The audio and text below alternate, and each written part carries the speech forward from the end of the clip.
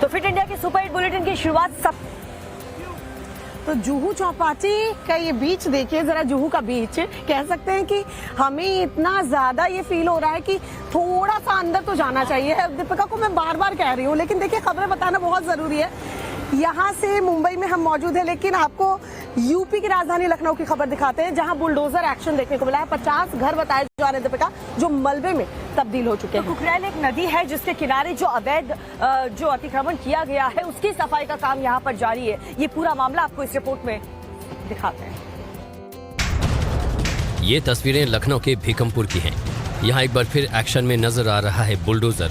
आप देख सकते हैं कि लोगों के बीच दहशत है, क्योंकि बुलडोजर अपने काम में लगा है। इस बार बुलडोजर के निशाने पर भीकमपुर के 50 से ज्यादा घर हैं, जिसे अवैध होने की वजह से पहले ही चिन्हित किया जा चुका है। अब लखनऊ विकास प्राधिकरण और नगर निगम की टीम मिलकर इस अवैध घरों पर कार्रवाई कर रही है। बता दें कि ये कुकरेल रिवर फ्रंट पर अवैध कब्जे की सफाई हो रही है।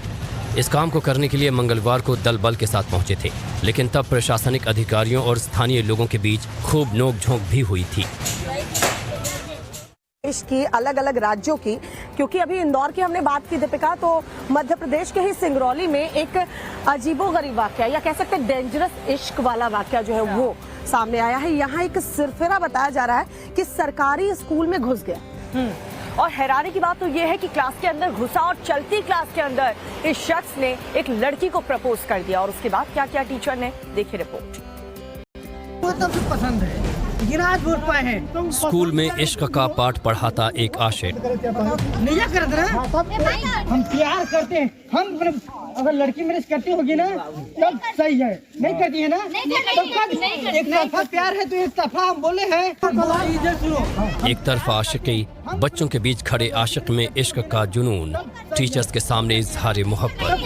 एक तरफा प्यार है तो एक तरफा हम बोले हैं। मेरे को आज नहीं, जब से एडमिशन हुआ तब से पसंद है। पूरा मामला मध्य प्रदेश के सिंगरौली का है, जहां एक गांव के सरकारी स्कूल में सिरफिरा आशिक घुस गया। 9वीं क्लास में चल रही पढ़ाई के बीच इस आशिक ने क्लास की एक लड़की को प्रपोज किया, जिसके बाद क्लास में मौजूद तमाम बच्चे और लड़कियां सहम गए। टीचर्स ने इस सिरफिरे आशिक को समझाने की कोशिश की तो ये उनके साथ अभद्र भाषा और मारपीट पर उतर आया। स्कूल में जमकर हंगामा हुआ। फोन लगा, सुन लो, रुक, बला मारी। पहले दिन तो पुलिस ने भी मामले में संज्ञान नहीं लिया, लेकिन जैसे ही वीडियो वायरल हुआ हड़कंप मच गया। पुलिस ने मामला दर्ज कर आरोपी को गिरफ्तार कर लिया, लेकिन घटना से स्कूल में दहशत का माहौल है। आरोपी का नाम सुजीत साकेत बताया जा रहा है। लड़की के मुताबिक कई दिनों से आरोपी उसे परेशान कर रहा था। तरीके से राजस्थान में हालात बिगड़ गए थे जब सुखदेव की हत्या की गई। उसके बाद कल हमने देखा राजस्थान के कई शहरों में बंद बुलाया गया था और समर्थक जो है वो हिंसक हो रहे थे। लेकिन देर रात बताया ये जा रहा है कि प्रशासन से जब बातचीत हुई है तो बातचीत सफल रही है समर्थकों और प्रशासन के बीच की। हालांकि आज सुखदेव सिंह का अंतिम संस्कार किया जाएगा। किन शर्तों पर सुखदेव सिंह का अंतिम संस्कार करने के लिए जो उनके समर्थक हैं वो राजी हुए हैं, वो आपको बताते हैं इस रिपोर्ट में।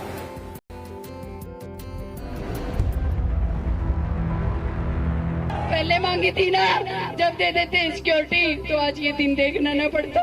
न रोती मैं इन लोगों के बीच में आके, न रोती मैं आप लोगों के बीच में आके। मन में गुस्से का गुबार भरा है, दर्द का पहाड़ टूटा है। दिल है कि बहुत कुछ कहना चाहता है, लेकिन गला साथ नहीं दे रहा। आवाज भारी हो जा रही है। लाख संभालने के बावजूद आंसू नहीं थम रहे। ये है शीला शेखावत, जो राष्ट्रीय राजपूत करनी सेना के राष्ट्रीय अध्यक्ष सुखदेव सिंह गोगामेडी की पत्नी हैं। समर्थकों के बीच ये सहायता की गुहार लगा रही हैं।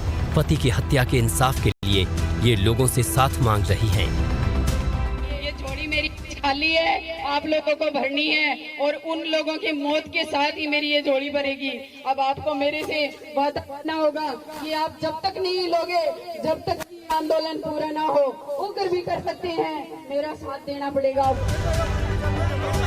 यूं तो शीला शेखावत ने इंसाफ मिलने तक आंदोलन करने की बात कही, लेकिन प्रशासन के साथ हुई बातचीत के बाद अब शांति को लेकर समझौता होता नजर आ रहा है। इसके लिए प्रशासन की तरफ से कुछ शर्तें मानी गई हैं। मसलन गोगा मेडी हत्याकांड में पुलिस ने मामला दर्ज कर लिया है। एफआईआर में मुख्यमंत्री अशोक गहलोत और डीजीपी का भी नाम है। पूरे मामले की जांच एनआईए से कराई जाएगी। राजस्थान में बनने वाली नई सरकार से उचित मुआवजा दिलाया जाएगा। गोगा मेडी के परिजनों को उचित सुरक्षा मुहैया कराई जाएगी। हत्यारों को कड़ी से कड़ी सजा दिलाई जाएगी। श्यामनगर थाना के एसएचओ को सस्पेंड कर दिया गया है। प्रशासन की तरफ से किए गए इन वादों के बाद ही शांति को लेकर समझौता हो सका है। देर रात एसएमएस में सुखदेव सिंह गोगा मेडी के शव का पोस्टमार्टम हुआ। आज दोपहर 2 बजे गोगा मेडी का अंतिम संस्कार होगा। इतना ही नहीं, 10 दिसंबर को दिल्ली में सुखदेव सिंह के खिलाफ सभा होगी।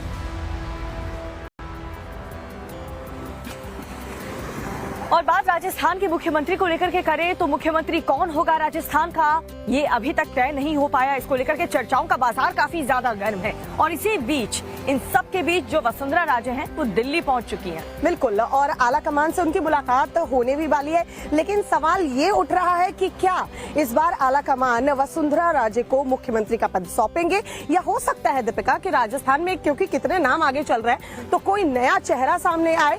सस्पेंस अभी भी बरकरार है। कौन होगा अगला सीएम राजस्थान का, हम आपको टाइम्स नाउ भारत पर ही बताएंगे। हम वॉक लेते हैं, आप ये रिपोर्ट देखिए।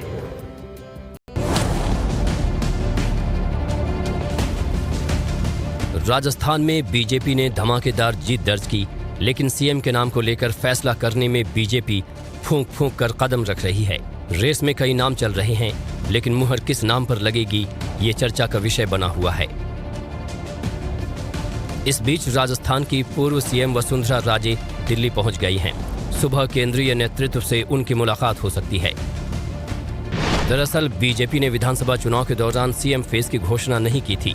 बीजेपी ने चुनाव में 41.69% वोटों के साथ 199 सीटों में से 115 सीटों पर जीत दर्ज की है। वसुंधरा राजे 2 बार राजस्थान की मुख्यमंत्री रह चुकी हैं। सीएम की रेस में उनका नाम प्रमुखता से लिया जा रहा है। समर्थक भी आलाकमान के फैसले पर टकटकी लगाए हुए हैं। हालांकि सियासी गलियारे में चर्चा ये भी है कि बीजेपी नए चेहरे को मौका दे सकती है। इससे पहले 4 दिसंबर को करीब 25 नवनिर्वाचित विधायकों ने वसुंधरा राजे से मुलाकात की थी। विधायकों की राजे से इस मुलाकात को शक्ति प्रदर्शन के रूप में देखा गया।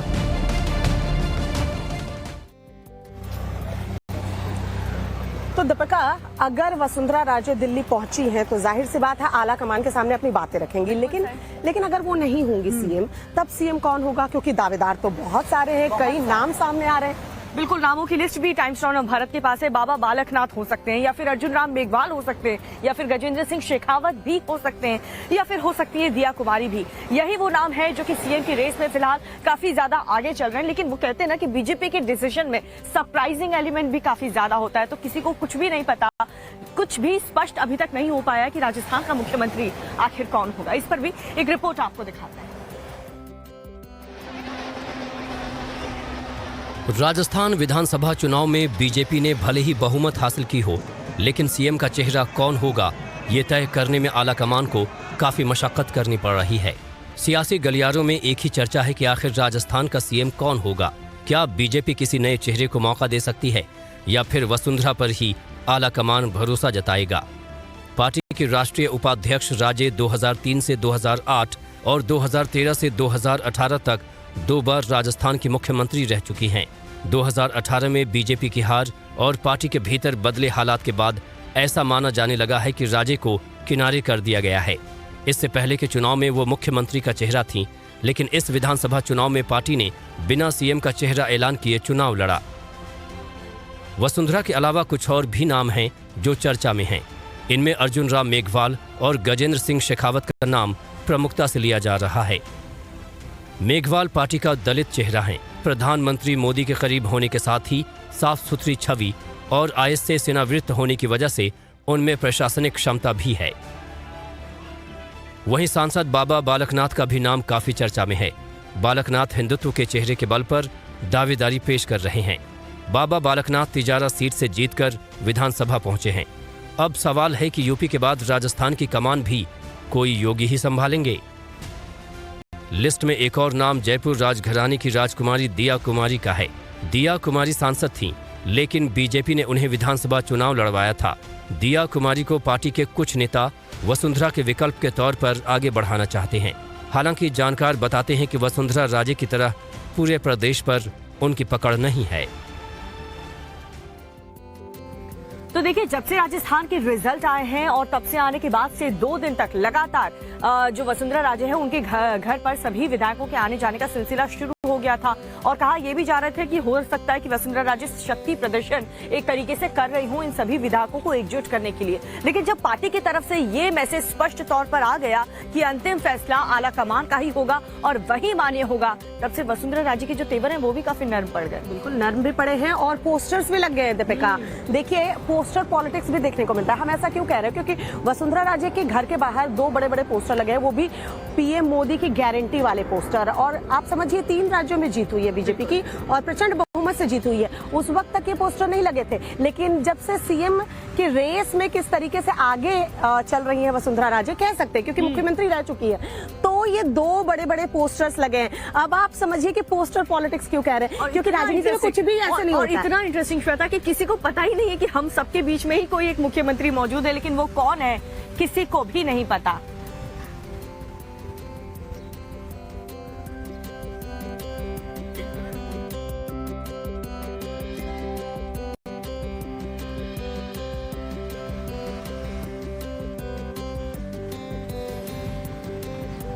अब देखिए, राजस्थान की तो बात कर ली है, अब मध्य प्रदेश की बात कर ले। मुझे ऐसा लग रहा है ना कि बीजेपी इस बार सोच रही है कि थोड़ा वेट करो जनता, आपने तो अपना बहुमत दे दिया हमें, अब हम बताएंगे कि अगला सीएम कौन होगा। शिवराज मध्य प्रदेश में रिपीट होंगे या नहीं होंगे, सीएम की कुर्सी उन्हें दी जाएगी कि नहीं, यहाँ भी आला कमान डिसाइड करेगा। डिसाइडिंग फैक्टर तो हमेशा बीजेपी में आला कमान होते हैं, लेकिन क्या नया चेहरा भी कोई हो सकता है? क्योंकि रेस में तो कई लोग हैं। बिल्कुल सरप्राइजिंग एलिमेंट वही कह रहे हैं कि बीजेपी में देखने को मिलता ही है, लेकिन इन सबके बीच मुख्यमंत्री कौन होगा मध्य प्रदेश का ये तय नहीं हुआ। लेकिन सीएम जो ये शिवराज सिंह चौहान है वो अभी से 2024 के लोकसभा चुनाव की तैयारियों में जुट चुके हैं और इशारों ही इशारों में शिवराज सिंह चौहान ने पार्टी आलाकमान को साफ कर दिया है कि उनके दिल में क्या है। मध्य प्रदेश का सीएम कौन होगा, इसको लेकर सस्पेंस बरकरार है। शिवराज सिंह चौहान प्रदेश के अगले सीएम होंगे या नहीं, ये अभी तक साफ नहीं हो सका है, लेकिन शिवराज चुपचाप अपने काम में जुट गए हैं। बुधवार को शिवराज छिंदवाड़ा पहुंच गए। छिंदवाड़ा कमलनाथ का गढ़ है और यहाँ की 7 सीटों पर बीजेपी को हार का सामना करना पड़ा है। शिवराज ने छिंदवाड़ा पहुंचकर रैली की, रोड शो कर कार्यकर्ताओं से मुलाकात की। वो एक बीजेपी कार्यकर्ता के घर गए और वहां पर खाना भी खाया। शिवराज अब प्रदेश की सभी 29 सीटें जीतकर मोदी को पीएम बनाने की बात कह रहे हैं। 2024 में फिर मोदी जी प्रधानमंत्री बनेंगे, कोई संदेह नहीं है, कि मध्य प्रदेश में कोई कसर बाकी ना रह जाए। बोले दो पहले। पिछले बार हम 29 में से 28 सीटें जीते थे, एक छिंदवाड़ा नहीं जीत पाए थे। आज से हम मिशन 2024 प्रारंभ कर रहे हैं कि 29 में से 29 की 29 सीटें छिंदवाड़ा सहित, और सबसे पहले छिंदवाड़ा भारतीय जनता पार्टी जीते, इसका अभियान भी हम आज से प्रारंभ कर रहे हैं। अब सवाल है कि अगर शिवराज को एमपी का सीएम नहीं बनाया गया तो क्या बीजेपी उन्हें दिल्ली में कोई जिम्मेदारी देगी? लेकिन इशारों में शिवराज सिंह चौहान दिल्ली नहीं आने की बात कह रहे हैं। मैं दिल्ली नहीं जाऊंगा। कल मैं जा रहा हूं छिंदवाड़ा, जहां 7 विधानसभा की सीटें हम नहीं जीत पाए। मेरा एक ही संकल्प है, 29 की 29 सीटें भारतीय जनता पार्टी जीते मध्य प्रदेश में, और श्रीमान नरेंद्र मोदी जी, हमारे प्रधानमंत्री जी, जो हमारे नेता हैं, उनके गले में 29 कमल की माला डाल के संपूर्ण बहुमत यहां से भारतीय जनता पार्टी को मिले और वो फिर से भारत के प्रधानमंत्री बने। इसलिए 29 की 29 लोकसभा की सीटें जीतना ये हमारा अगला लक्ष्य है। सवाल एक ही है कि एमपी का सीएम कौन होगा? शिवराज को फिर मौका मिलेगा या कोई नया चेहरा एमपी का सीएम बनेगा? आने वाले कुछ दिनों में ये तस्वीर साफ हो जाएगी। मैं नहीं तो कौन? श्वेता, तुमने एक गाना सुना है, मैं नहीं तो कौन बे? हम सुबह सुन रहे थे कार में यार। गाड़ी में ये गाना बज रहा था, इसीलिए आपकी जुबान पे चढ़ गया क्या? बिल्कुल बिल्कुल। और क्योंकि ये गाना इसलिए भी बार बार याद आ रहा है क्योंकि शिवराज सिंह चौहान मध्य प्रदेश में मुख्यमंत्री नहीं तो फिर कौन से वो चेहरे हैं जो इस रेस में शामिल है? जरा लिस्ट बताइए दर्शकों को। अरे राजस्थान की तरह यहाँ भी लंबी लिस्ट है। प्रहलाद पटेल है, कैलाश विजयवर्गीय है, नरेंद्र तोमर है और खुद बीजेपी के प्रदेश अध्यक्ष विधि शर्मा भी रेस में शामिल है। लेकिन देखिए बीजेपी है, सरप्राइजिंग एलिमेंट बार बार कह रहे हैं। आप भी सोच रहे होंगे कि हम बार बार क्यों ये कह रहे हैं, क्योंकि बीजेपी के आला कमान ही डिसाइड करते हैं सीएम कौन होगा, शिवराज होंगे या जो ये लिस्ट हम बता रहे हैं वो होंगे। रिपोर्ट दिखाते हैं, देखिए सर। मध्य प्रदेश का अगला सीएम कौन होगा, इसे लेकर चर्चाओं का बाजार गर्म है। अभी तक बीजेपी आलाकमान की तरफ से सीएम चेहरे को लेकर कुछ साफ नहीं किया गया है। सवाल ये भी है कि क्या शिवराज सिंह चौहान फिर से सीएम बनेंगे या किसी और को मौका मिलेगा। अगर किसी नए चेहरे को मौका मिला तो क्या वो ज्योतिरादित्य सिंधिया होंगे या फिर कैलाश विजयवर्गीय। शिवराज सीएम नहीं बने तो क्या नरेंद्र तोमर को मौका मिलेगा या बीजेपी आलाकमान प्रहलाद पटेल जैसे केंद्रीय मंत्री के नाम पर मुहर लगाएगा या फिर कोई ऐसा नाम होगा जिसका कहीं कोई नाम ही नहीं चल रहा है। दिल्ली से लेकर भोपाल तक हलचल तेज है, लेकिन कोई नहीं जानता कि एमपी का अगला सीएम कौन होगा। दिल्ली में मुख्यमंत्री पद के लिए लॉबिंग तेज हो गई है। मध्य प्रदेश में मुख्यमंत्री पद के लिए केंद्रीय मंत्री प्रहलाद पटेल और बीजेपी के राष्ट्रीय महासचिव कैलाश विजयवर्गीय लॉबिंग कर रहे हैं। चूंकि मुख्यमंत्री शिवराज सिंह चौहान ओबीसी वर्ग से हैं, इसलिए पटेल खुद को चौहान के विकल्प के रूप में पार्टी के केंद्रीय नेतृत्व के सामने पेश कर रहे हैं। चुनाव प्रचार शुरू होने के दिन से ही मुख्यमंत्री पद के लिए पटेल का नाम चर्चा में है। शाह और नड्डा से मुलाकात के बाद लॉबिंग तेज कर चुके पटेल ने दिल्ली में प्रेस कॉन्फ्रेंस की और एमपी में पार्टी की जीत के लिए प्रधानमंत्री नरेंद्र मोदी के कल्याणकारी योजनाओं को श्रेय दिया। पटेल के अलावा कैलाश विजयवर्गीय भी शीर्ष पद के लिए दावेदारी कर रहे हैं। विजयवर्गीय की उम्मीदवारी का उनके समर्थक विधायक खुलकर समर्थन कर रहे हैं। दूसरी तरफ पार्टी के प्रदेश अध्यक्ष वीडी शर्मा ने भी अपनी दावेदारी पेश कर दी है। शर्मा ने दिल्ली में केंद्रीय गृह मंत्री अमित शाह और भाजपा के राष्ट्रीय अध्यक्ष जेपी नड्डा से मुलाकात की है। स्वागत है फिट इंडिया का सुपर हिट बुलेटिन देख रहे हैं आप। दीपिका, अलग अलग राज्यों से लोग मुंबई घूमने आते हैं और जुहू चौपाटी तो मुझे लगता है वर्ल्ड फेमस ही होगा। बहुत फेमस है और कई मूवीज में तो गाने भी बने हैं। और आज इसलिए जुहू चौपाटी से देखिए हम तमाम देश दुनिया की खबरें भी दिखा रहे हैं। और क्योंकि अलग अलग राज्य से लोग आते हैं, अलग अलग राज्यों की बात चली है, तो बता दें कि 3 राज्य जहाँ विधानसभा चुनाव हुए जिसकी बात चर्चा हम कर रहे थे ब्रेक पर जाने से भी पहले, सीएम कौन होगा इस पर तो सस्पेंस बरकरार है। लेकिन देखिए बीजेपी ने एक अलग रणनीति जो है अलग अलग राज्यों में अपनाई है। ये इन 3 राज्यों की खासकर बात करें, सांसदों को, मंत्रियों को जो है चुनाव लड़वाया। जबरदस्त मंथन चल रहा है यहाँ पर पार्टियों के बीच कि मुख्यमंत्री आखिर किसको बनाया जाए। लेकिन जो जीते हुए सांसद है अभी फिलहाल उन्होंने इस्तीफा दे दिया है और इस्तीफा देने के बाद कल पीएम मोदी से उनकी मुलाकात हुई। मुलाकात के मायने क्या हैं वो आप समझिए, इस रिपोर्ट को देखें। ये तस्वीर उन सांसदों की है जो विधानसभा चुनाव जीतकर विधायक बने हैं। इन सांसदों ने इस्तीफा दे दिया है। बुधवार को सभी इस्तीफा दिए सांसदों ने पीएम मोदी से मुलाकात की। पीएम से मुलाकात का मतलब कई लोग ये भी जानने लगे हैं कि नया सीएम इन्हीं में से कोई हो सकता है, क्योंकि इस तस्वीर में तीनों राज्यों के वो सांसद हैं जो विधानसभा के लिए चुने गए हैं। पीएम मोदी ने तीनों राज्यों के चुनाव में अपने कई सांसदों और मंत्रियों को चुनाव लड़ने के लिए भेजा था, जिनमें ज्यादातर जीत गए तो कुछ हार भी गए थे। जैसे मध्य प्रदेश में 3 केंद्रीय मंत्री उतारे थे। 2 केंद्रीय मंत्री नरेंद्र सिंह तोमर और प्रहलाद पटेल जीत गए। 1 केंद्रीय मंत्री फग्गन सिंह कुलस्ते हार गए। मध्य प्रदेश में ही 4 सांसद उतारे थे।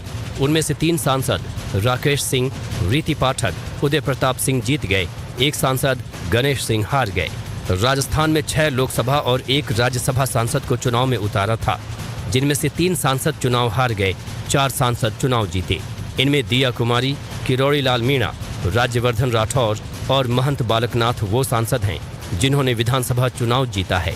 छत्तीसगढ़ में 5 सांसद चुनाव में उतारे थे, उनमें से 3 जीते, जैसे रेणुका सिंह, गोमती साय और अरुण साव अब विधायक बन गए हैं। लेकिन एक बात और गौर करने वाली है कि जिन सांसदों ने इस्तीफा दिया है वो पीएम के साथ फोटो में बहुत ही रिलैक्स दिखाई दिए। वहाँ पर हंसी मजाक चल रहा था। आमतौर पर जब किसी सांसद को इस्तीफा देकर विधायक बनना पड़ता है तो ये माना जाता है कि ये उसकी राजनीति के लिए ठीक नहीं है, क्योंकि उसे केंद्र की राजनीति से राज्य की राजनीति में भेजा जा रहा है। लेकिन यहाँ सब नेता रिलैक्स दिखाई दिए, किसी के चेहरे पर कोई शिकन नहीं थी।